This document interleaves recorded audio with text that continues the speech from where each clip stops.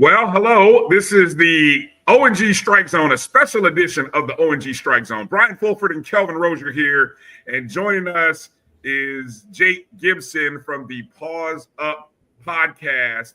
He covers FIU University and FIU football. And the reason we have Jake on the show is because former Florida A&M University head coach Willie Simmons is now leading the blue and gold, the Panthers of Florida International. Jake, thanks for taking some time to come and chat with us. How you doing? Oh, man, I'm doing so great. Thank you for having me on, guys. It's been a crazy past 48 hours for FIU and just the whole city of South Florida. It's been a long coaching search, one that we thought would happen many, many weeks ago, even way before the FIU season came to a close. But when it was announced, Willie Simmons, Kevin and I were pumped. We think it's a great hire, and we're just happy to see what Willie can do for the Panthers. Yeah. So a little bit about what we're going to try to do today for folks who are watching us. We appreciate you coming in and check. Is obviously this news. We kind of knew Coach Simmons was going to be a candidate, but we'll get into talking about all of that in a minute. But I know I'm curious of learning more about the FIU program. We're recording this on the eve of Coach Simmons' press conference, his initial introductory press conference. And as always, look, Kelvin and I know Coach Simmons is going to win the presser.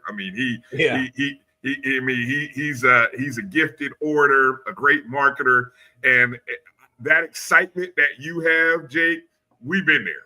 We know exactly what you guys are going through because we've seen it firsthand. And if anybody knows how to get a fan base excited, it's Coach Simmons. And he had that same effect. What was it, Kelvin? Was it 18 when Coach came on board? Yes. Yeah. So when Coach came on board in 2018, we were in the valley. Put it like that. We were deep in the valley, and that wasn't sitting too well. And so seeing Coach Simmons come, almost like coming home. He's a guy who, back in the Billy Joe era in the late '90s, we thought he was coming from Clemson to FAMU to kind of keep the quarterback train rolling of great quarterbacks and winning games and championships. And that it went sideways. So to kind of get him to actually come back was great for us. But let's just kind of talk about the FIU program. Florida International University, located in South Florida, the 305. First off, Florida International has really only been a school for 50 some odd years, correct? Yeah. And the football program, just over 20. Let's kind of start there and just kind of the history, just the brief history as we want to talk about it, about where FIU kind of came from and how it's been trying to find its place in this glut of great college football, or just football in general in the state of Florida. Yeah, 22 years ago was when the FIU football program was born. It's a very young program and a very young university, but FIU football has had its ups and downs. I think overall it's mainly had downs. There's been a lot of tough seasons that FIU football has had to endure, but that doesn't take away from some of the greatest seasons that we've seen. We've had some really great coaches enter FIU. One that people immediately point to was Mario Cristobal, who obviously then went to Oregon and now with the University of Miami.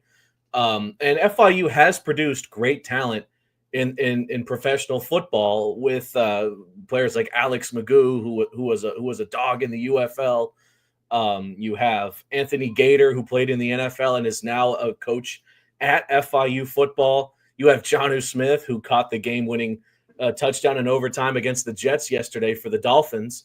And obviously, I think the most well-known FIU football alumni being a Pro Bowler and former receiver for the Colts, T.Y. Hilton, and what he was able to do. The Panthers have a few bowl games under their belt. In the Little Caesars Bowl way back when, and then the Bahamas Bowl, both wins coming against Toledo, funnily enough.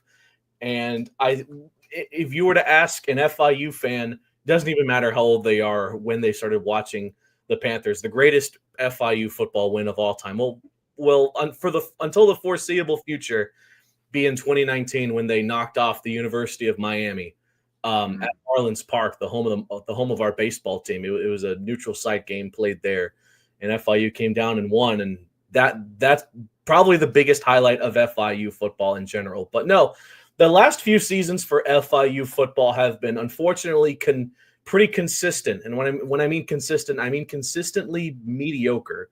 With 3 straight seasons of a 4-8 record. However, I think this past season was the most frustrating out of all of those because FIU had 5 games in which they lost by a single score. So if you were to flip the script, not only would FIU be bowling, but they might even been competing for a Conference USA championship. But it didn't work that way. And unfortunately, 4-8 has been the story of Mike McIntyre's tenure as the head coach at FIU football. So finally, the AD of FIU Athletics, who's just as young into the program as Mike McIntyre was. McIntyre was Scott Carr's first hire as the AD. He fired McIntyre, and we've gone through a pretty deep head coaching search. We've looked towards people like Tim Harris Jr., the OC at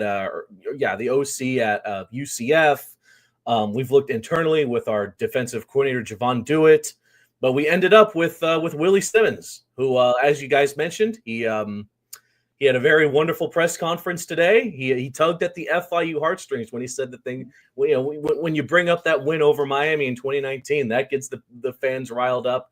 And when you say mention our biggest rival, FAU, Florida Atlantic, he didn't even say those things. He just said that team from Boca, and that got the crowd going to. We don't like FAU. FAU doesn't like us. The rivalry in football is known as the Shula Bowl, and unfortunately, that's also gone in FAU's way as of late. So we have talent. We have seen some excellent talent develop here at FIU these past couple of seasons, and now with Willie Simmons joining, we can hopefully build upon that with some solid recruiting in the state of Florida, all around the southeastern U.S. and We'll see where it goes from there, but a lot to be excited recently with FIU football, and even off the field. You have the Pitbull Stadium, how that kind of blew up online. You have the Vice uniforms and how those have really taken over the college football social media, and a lot to be excited for recently here at FIU. Breakdown and give us a breakdown of what the population is of FIU. I heard Coach Simmons give some numbers, over 56,000 students, an active alumni base in the 300,000s. Yes. Outside of those numbers, and obviously in Conference USA is where FIU sits. Give us, in terms of athletic budget, football budget, what is Coach Simmons going to have to work with when now that he's in the door, what is he going to have to work with there in terms of that base? Obviously, no disrespect to Florida A&M, but it is going to be a significantly bigger budget than what he has received there, especially as of recently with the NIL collectives that FIU has brought on, and with the extended support of the FIU alumni. Like you had mentioned, over 300,000 living alumni from FIU, with a good portion of that still residing in South Florida across Miami-Dade, Broward, West Palm Beach, you name it. They're still here. And it's one of the largest public universities in the country, and also one of the highest rated in the country. I graduated back in 2022. It's a phenomenal university. I had a wonderful time my 4 years here. It's a very diverse, obviously a massive Hispanic culture here, and it's called international for a reason. It branches out to different countries all over the world, and we obviously play in a ginormous market here in South Florida. When you look at the rest of Conference USA as an example, no city comes close to the market that their college football team plays in. The closest I'd say is probably UTEP with El Paso. But yeah, it's a ginormous market, and the money is continually starting to pour in more and more and more to this football program as we are all getting used to NIL and the transfer portal. There are obviously always going to be some problems to arise when it comes to recruiting and when it comes to NIL. Obviously, FIU they have a solid athletics program, but they don't have the pedigree of the Alabamas or the Texas or the Tennessee, or I hate to say it, our neighbors in Coral Gables, the University of Miami. They don't have the history and they don't have the money compared to those colleges as of yet, but I think it's slowly getting better. And if Willie Simmons targets South Florida recruiting wise, which is one of the biggest and in my opinion the best high school football market in the country, Texas and Cali and all these other states be damned. Things can definitely be on the come up that way for FIU. Mm-hmm. Kelvin, you got any questions you want to jump in there and ask Jake? You're on mute. I am interested to know, was there a favorite going in as the search started for and kind of handicap the top contenders for the job, and what made the difference, you think, for Coach Simmons? Yeah, so I mentioned Tim Harris Jr. at the start. He was actually a top candidate for FIU about 3 years ago when they had originally fired Butch Davis and brought in Mike McIntyre. Mike McIntyre was kind of a left field pick when he was ultimately hired by FIU football, in my opinion. I was covering the team then. I was not expecting it, but I definitely if it wasn't Tim Harris, I think Tim Harris was the one, and then Willie Simmons was the two. Aside from that, you also had Frank Ponce, who is the OC and quarterbacks coach at App State. You had but Ponce was actually a former coach at FIU. He helped develop T.Y. Hilton. That's why he was kind of sought after. You have James Coley, who is the assistant head coach at Georgia, a receivers coach, another former member of FIU. A dark horse pick was Scott Frost. Obviously, that's not happening. He's going to UCF. and then like a day before it was announced that Simmons would be hired, Ray Lewis. We heard that Ray Lewis was interested in coaching the Panthers, and we were like, "Wow, that's interesting." But obviously, FIU wanted to go to someone with actual coaching expertise. Kind of feels like the Ray Lewis thing was more of a PR thing than anything, because the same thing happened to FAU. It was reported that he was also interested in coaching FAU, but that didn't end up happening either. So it was pretty much between Tim Harris and Willie Simmons, and we ended up with Simmons, and I'm very much okay with that. What about the fan base itself? What's the buzz? What's the reception now that he's been named? How's Panther Nation feeling?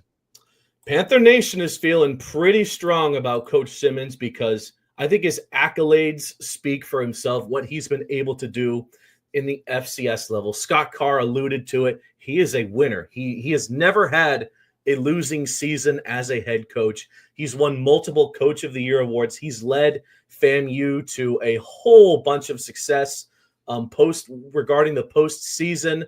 And he's pretty much done it all. He has, not only does he have experience in the FCS level, he now has experience in the Power 4 level with Duke, who has obviously had a great season this year as well. He even had experience with Conference USA with Middle Tennessee very early on. That's where he met Manny Diaz, who now Manny Diaz and Simmons were part of the Duke coaching staff as well. So overall, I think the FIU fan base wanted a certified winner who is not afraid to say that he's interested in winning now. And that's what they have gotten with Simmons. And I think all of Panther Nation is pretty on board with this pick. Mm-hmm. The press conference today. Well, okay, I got so many thoughts and questions. So let me, before I ask about the press conference, I'm curious. Obviously, you mentioned NIL, and it's funny how that has changed so much over. Yeah. How long has it been? Just 3 seasons, 3 years? I feel like NIL has only really been around for 3 or 4 years, but it has changed practically every season. Where now we're to the point where coaches are having to pretty much recruit with an NIL budget in their back pocket. What does that look like for FIU in comparison, I guess, to maybe obviously not Miami, but some of your rival up the road in Boca, or maybe other schools in Conference USA? Yeah, I mean, the message is pretty clear from FIU Athletics. At this press conference and at most events that they attend, they want the fan base to donate to help them out. But yeah, they have NIL collectives. The Blueprint Collective is the big one. However, it's really not just FIU. It's pretty much all of G5 that's struggling to offer these deals to these star players that they have, and not have these players look towards the Power 4 level to see what colleges such as Alabama, Ohio State, and Colorado, what they offer players.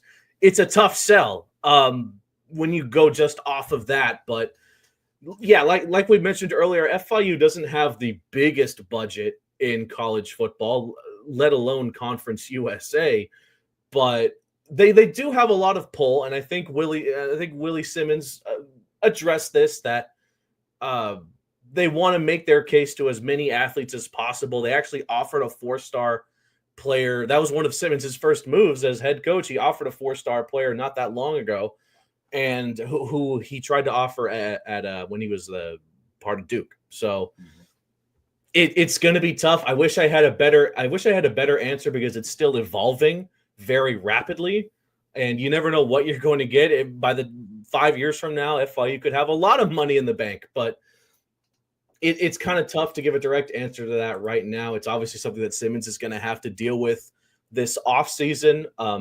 He's already dealing with it now, because you have players like our star quarterback, Kewan Jenkins, who was a Miami kid, went to Miami Central High School. He's played 2 seasons for the Panthers. His numbers this season were absolutely electric. One of the best quarterbacks in Conference USA, alongside his favorite target and wide receiver Eric Rivers. They've both entered the transfer portal, and Simmons has said that he's talked to both of these players to see if he can get them to come back. But again, it's a hard sell, because it's been reported that Jenkins, for example, has heard from Houston and Louisville, two Power 4 teams that obviously are going to have more money right now to offer Kewan Jenkins in NIL than the Panthers can right now. So we'll see what happens. It's definitely a big question that I don't think anyone can really give you a direct answer to right now. Right. Hold on, you're mute, Kelvin. Let me follow up on that question. I'm kind of wondering what the transfer portal has looked like for FIU. Yeah. Both with this particular, transition, as well as over the last year. And was your team young this year? Do you have, what your roster kind of look like outside of the transfer portal? Yeah, the transfer portal has seen some good and bad for FIU. Entering this season, we lost one of our stars of the season prior with Chris Mitchell. He was a wide receiver that went to Notre Dame. So we had to kind of see who would step up for FIU, and it turned out to be Eric Rivers. But for the most part, FIU did return a lot of players from last season. A lot of their offensive line, for example, defensive line, their secondary, they all pretty much came back this season for FIU, which explains the success that FIU did have. And granted, limited success, but when the team was healthy and everything was clicking, they've looked good in games such as their wins over Central Michigan, Louisiana Tech, and New Mexico State and whatnot. This team had talent. they just I don't want to call it bad luck, but when you lose 5 one-score games in the season, I mean, what else can you say? They would have had very impressive wins as well, such as they almost beat the Liberty Flames in Lynchburg, and it wasn't a one-score loss, but they actually played really well at the beginning of the season against Indiana, who obviously is now a part of the college football playoff. So transfer portal has been both good and bad, but I will say pretty much as soon as it was officially announced that Mike McIntyre was going to be fired, a lot of players have entered their names into the transfer portal, and a lot of some unexpected players as well, and some players we were kind of expecting. Kewan Jenkins, I will say, was kind of an unexpected player to enter the portal. You have members of the offensive line, like I had mentioned as well, enter the portal. And yeah, like I said, Simmons has been talking to a lot of these guys because obviously they haven't left yet. Technically, they can still opt to come back to FIU, and maybe that'll be the case for some of these players. We can only hope, because if we have Kewan Jenkins leading this team next season, I think with Simmons as the head coach, I would have to feel very confident in what the Panthers can do. Jake, the Pit Bull Stadium, that was a deal that was announced prior to the start of the 2024 season. Yep. What type of impact? First off, what is the seating capacity of Pit Bull Stadium? It's not a massive. I think it's around 15,000. It can seat like around 18K at max. Unfortunately, we haven't seen the stadium at full capacity in a very long time, and that's because this team has, even before Mike McIntyre got here, their past 2 seasons before that, 2020 and 2021, they went 0-5 2020. They went 1-11 2021, and then 3 straight 4-8 seasons. It's kind of tough to ask the Panther faithful to come and support the team, especially because, we live in South Florida, and the South Florida sports market, if you're good, they will come, right? If the Dolphins are good, Hard Rock Stadium is going to be packed. When the Florida Panthers became good and won the Stanley Cup, now their arena is sold out every night over there at Sunrise. But if you're bad, it's a tough market, because there's so many things to do in Miami that doesn't involve FIU football. I hate to say it, even from a Florida International University perspective, we're in Miami. We're right next to anything.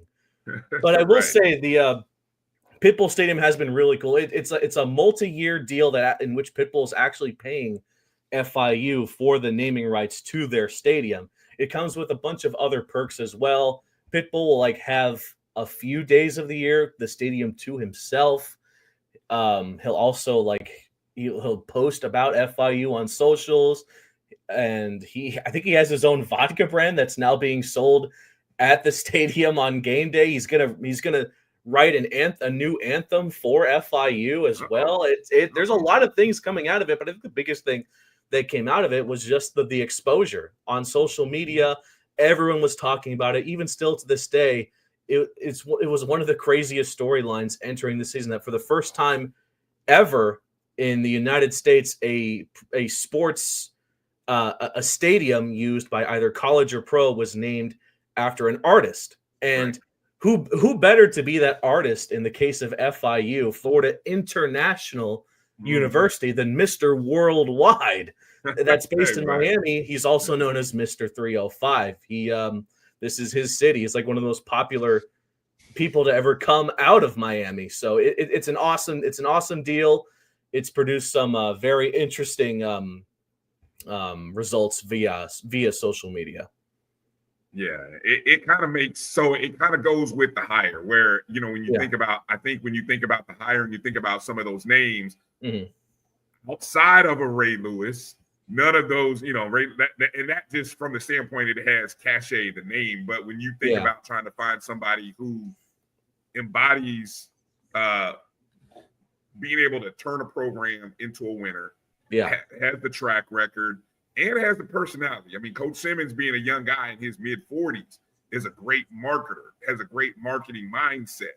And I think that'll relate well in that market. And that's kind of so I definitely think your AD got to hit a home run hire in bringing in Coach Simmons. The press conference today, this evening.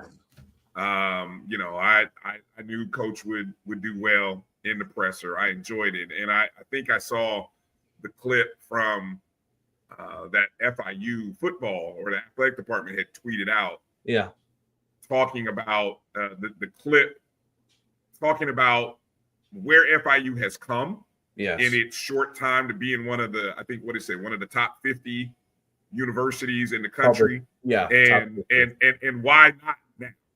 Why not us? And he is a man of faith, and he believes in himself. He's got the track record to prove it. And I thought that was a great clip. Talk a little bit about the presser and what sold you, what got you most excited about the press conference from Coach Simmons. A few things got me very excited. I talked about he name dropped the win over Miami. As someone who actually went to that game, that was fun to hear. And he talked. I guess he kind of took a shot at FAU, which is always good. Whenever FIU beats FAU in any sport, football, soccer, basketball, whatever it is, that's always a good feeling. But I think there were two. I don't think anything controversial was said in this press conference. He didn't exactly say, "I hate FAU." That would have been awesome to hear, but no, he didn't exactly say that.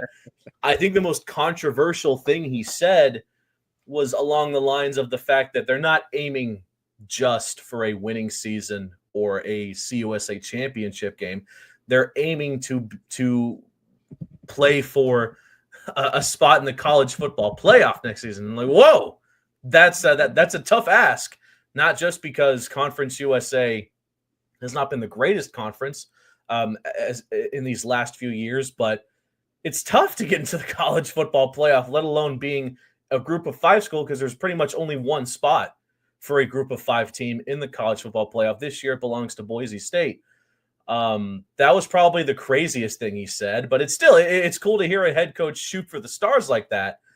And his emphasis on winning now as opposed to winning later, even with the transfer portal debacle that FIU might be facing, that he wants to win now. But I think the best takeaway and the thing that gets me the most excited from this press conference, it was a good press conference overall, was the fact that he emphasized how important it is to recruit high schoolers, not just in the state of Florida, but the South Florida region specifically. He emphasized that to the brim, that we are in a hub of the greatest talent in high school football, period, and that they're going to aim hard to recruit them. It's something that, unfortunately, I don't think Mike McIntyre did all that well. Now, take that with a big grain of salt, because he did get Kewan Jenkins, who has been a phenomenal player for FIU these past couple of seasons.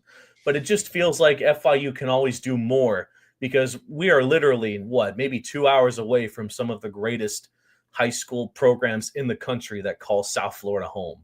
So he really talked about that. You also have to feel that he can also recruit well in the Tallahassee region where he's from, even going into South Georgia, just pretty much the whole southeastern part of the United States. You even think to his times of recruiting student players via the transfer portal from some of his previous spots, such as Prairie View A&M in Texas or Duke from North Carolina.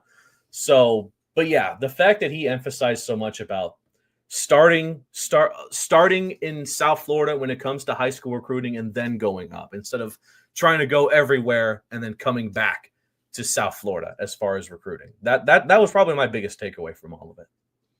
Yeah, that's going to be huge. I know he recruited well from South Florida. Definitely had some connections in South Florida. Recruited well when he was at Florida A&M. And so I think with what he has to work with at FIU, I think that's going to be he's going to get some guys. He's going to get some guys. And that's going to be interesting.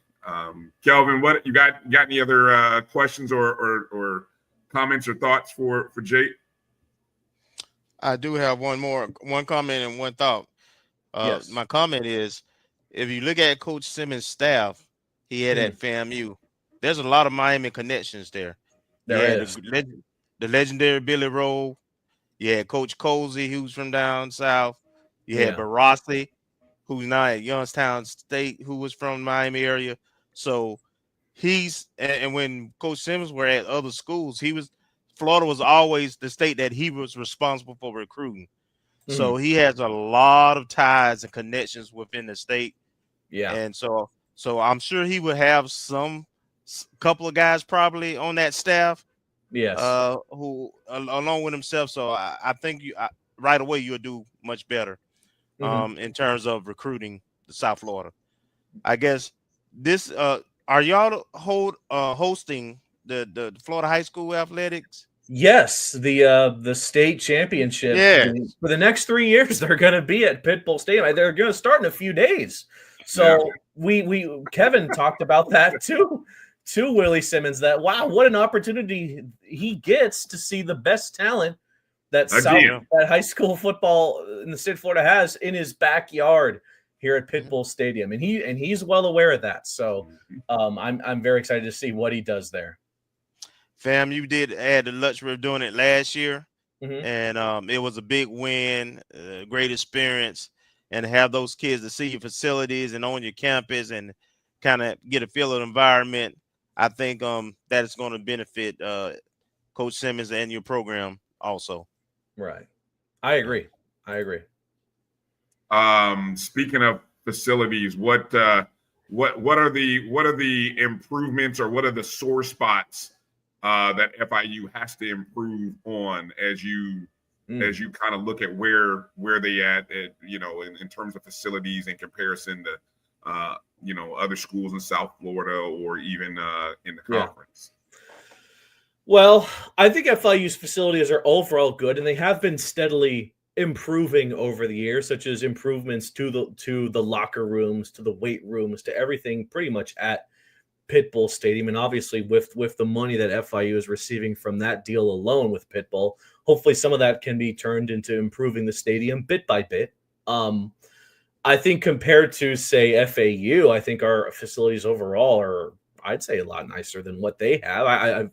We were able to go to – they do have a nice football stadium there at FAU. We were able to go there for the Shula Bowl this past season. But I actually asked Simmons this, and he said that he thinks with what FIU has, they can work with that. And they can get players to come here and check it out. Obviously – it's part of a very wonderful campus here in Miami. It's a beautiful campus. It's always under construction. Seems like there's always something new being added. A lot of palm trees, a lot of, dining options, just a lot of everything. And it's in a premium location here in South Florida, right off Bird Road. It's not too far away from anything. It's not that far from downtown. It's not that far from anywhere in the city. He feels confident in that. I would say FIU's facilities are amazing compared to, say, the University of Miami. By the way, shout out to you guys who took on the University of Miami this season in football. At least FIU can say they have a stadium on campus. The University of Miami can't say that, We call them UCG, the University of Coral Gables, because we feel we're the real team based in Miami, based off of location and whatnot. They're in Coral Gables. That's like a rich man suburbs,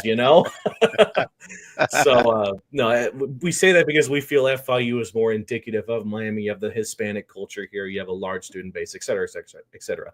So I guess bottom line, he himself said that based on what he's seen in the 48 hours he's been here, he likes FIU's facilities and he can work with them. Yeah. Hey, I got one question. Yeah, go ahead. Sure. What does success look like for the FIU fan base in year one? What is next season? What would be considered a solid season for Coach Simmons next season? A bowl game, 6-6 record. After 3 straight 4-8 seasons, there's only so much more room for improvement because you really can't go any worse over a 3-year stretch. If Willie Simmons can take this team to a bowl game to win at least 6 games at the minimum, that would be seen as a massive success. If he takes them to 5 wins, you go 5-7, I believe, and say that you won one more game in your first season that Mike McIntyre did in 3 seasons straight, that would I guess that would be a success, but it's not really what we want to see. FIU has not been to a bowl game since 2019, and it was a loss to Arkansas State in the Camellia Bowl. Their last win was in the year prior, 2018, in the Bahamas Bowl. But we all want to see a bowl game. We just want to see a postseason because now, especially with the transfer portal, none of the players on FIU have ever sniffed the postseason. So we really want to see FIU compete, regardless of where it is. We want at least a 6-6 record. I would say that's the bottom line. Okay. And a win somehow over FAU, whether it be a 5-win season or a 6-win. If he gets FAU, I know you guys will be happy. I think this is the first. I think this is the first matchup in the Shula Bowl where both teams will have brand new first-year head coaches as well. So it's going to set up a very interesting matchup. FIU, I say 6-6, but FIU will have a tough schedule next season. There's no doubt about it. They have a really tough non-conference schedule. You have to go to Happy Valley. You have to go to Penn State, who I believe is hosting SMU this year in the college football playoff. You then have to go to UConn, who is a bowl eligible team. I think they're taking on North Carolina at Fenway Park at the Fenway Bowl. You have FAU, who actually had a terrible season last year. They only won 2 games, but of course one of them was against FIU. So there you go. And then we're probably going to take on an FCS team. We don't know yet. But Conference USA, I think it's a conference that's getting better.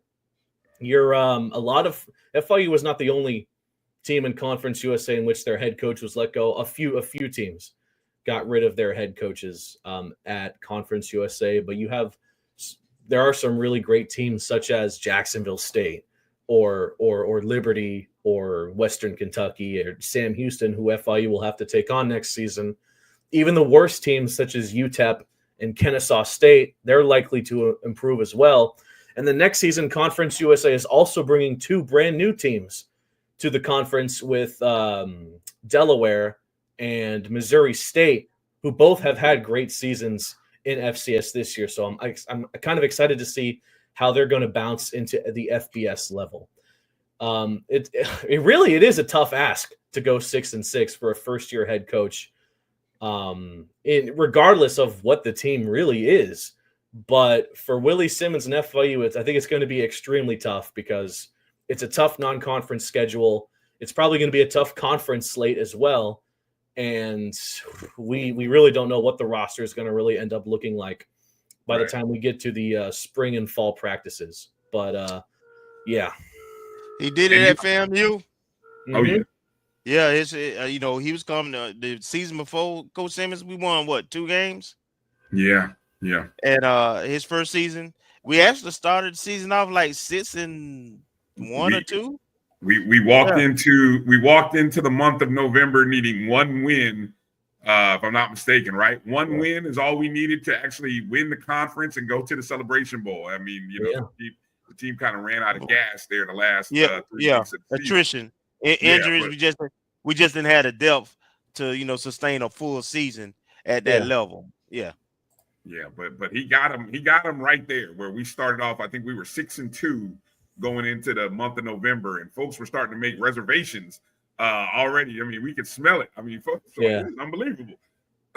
So, and I noticed you mentioned that FI, Jacksonville State, who won the conference, yes, lost by 3 to them on the road. You mentioned Liberty. You lost to them in overtime.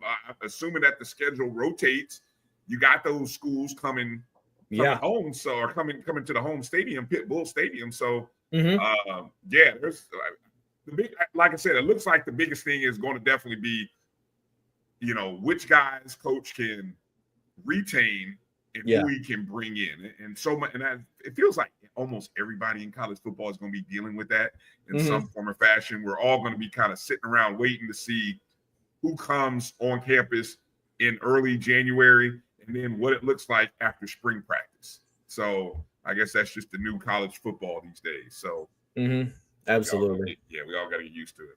Well, hey, Jake, I appreciate your time, taking some time to talk to us. I know Kelvin and I have both personally reached out to Coach Simmons to wish him congratulations. I know you guys will get a chance to talk to him, and I know you guys will enjoy the conversation when he does come on the show.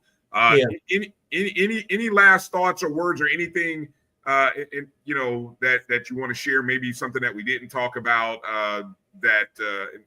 regarding Coach Simmons coming to FIU, maybe just about the FIU program, and then definitely make sure to plug your show and everything.